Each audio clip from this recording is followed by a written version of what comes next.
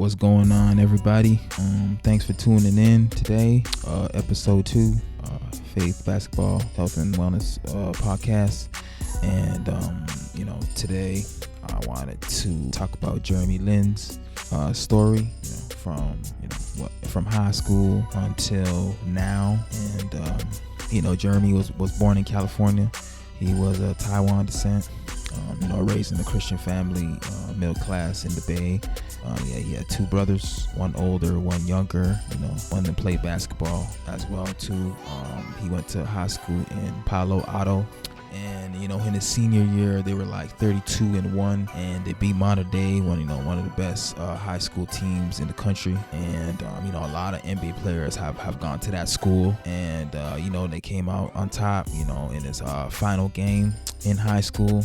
But Jeremy, he was not highly recruited. He didn't really have any looks, and he sent out his DVDs in 2006 to a lot of Ivy League schools. School was important to him as well, academics. And he didn't really get that much response from schools. And the Harvard assistant coach was watching him one game, and they were talking to him, but they weren't as serious as they would like to be. And then the Harvard coach seen him again, and then immediately they knew, okay, we have to get this kid. This kid is very talented. And so they brought him along on the team, and each year until his senior year, he played amazing.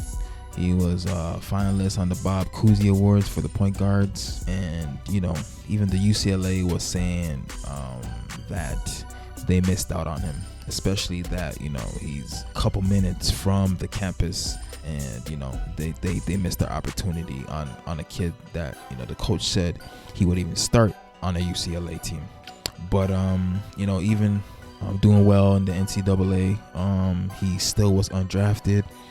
He got a chance to play with Dallas Mavericks, and he played well in the summer league. So Golden State signed him to a 2-year deal in 2010.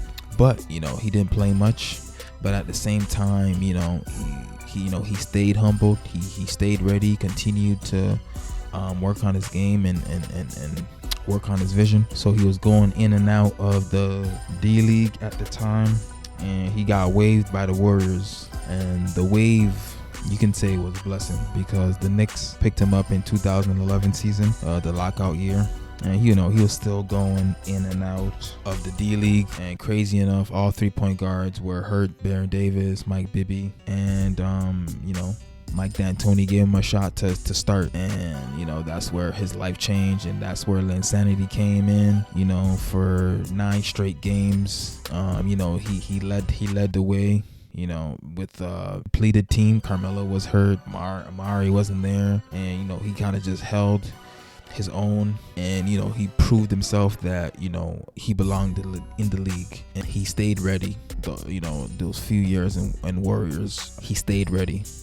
But if he gave up, if he said, oh, I didn't get drafted, and was salty and so forth, a lot of people would see that. A lot of general managers, teammates would see that, and they'll talk about that, and nobody would want him on the team, right? But he continued to be a class act, and when his opportunity came, he took advantage of it.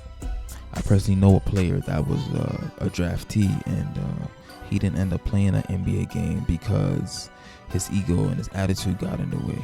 I can't name no names, but I'm sure he learned his lesson.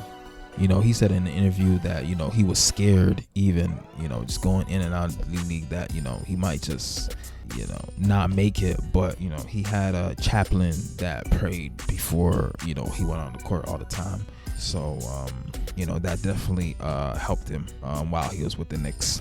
And even through all the insanity, he was still, crazy enough, he was still going to chaplains when he get a chance to, even though people might be chasing him down the street and so forth, downtown New York.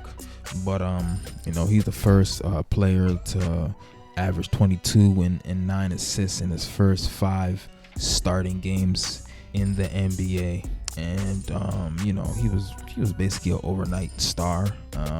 Those couple weeks, and as well after the couple weeks, he continued to play well, and that got him a deal, $25 million, 3 years in Houston, because New York didn't want to offer him what he was looking for. And even in 2012, he was one of the influential people, top 100 in 2012, because of his heroic performance. He was even an all-star ballot in one of his years in Houston, behind Kobe and Chris Paul. He was just a fan favorite. Everybody loved him, all over the world. And after that, he bounced around the league, played here, played there, played on a bunch of different teams, but it didn't really work out. But at the same time, he still enjoyed the process and stayed humble, and continued to wait for the right opportunity as well.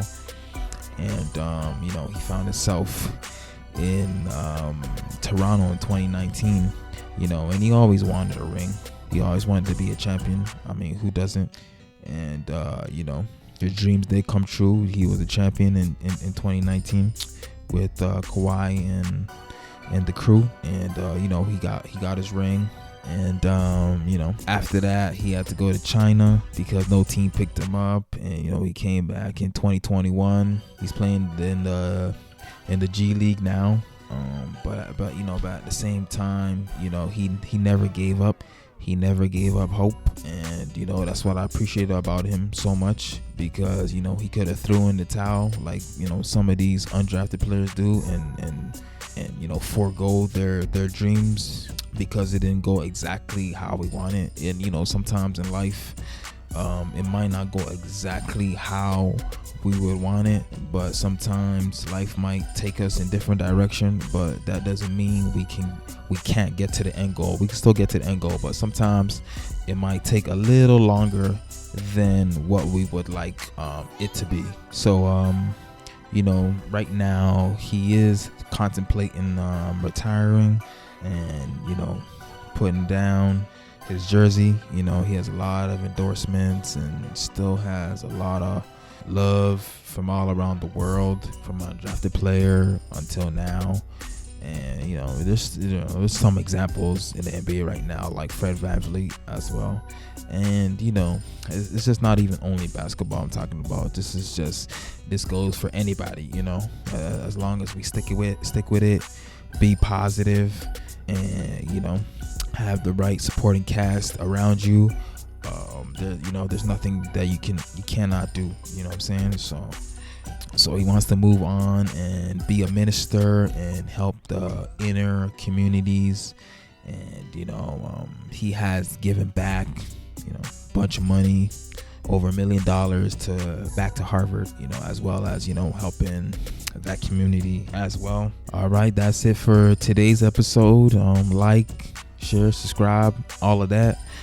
And we're coming up with a new episode, episode 3 with Anna, and I'm interviewing her, how to be happy, as well as post-pandemic, how to reconstruct our lives.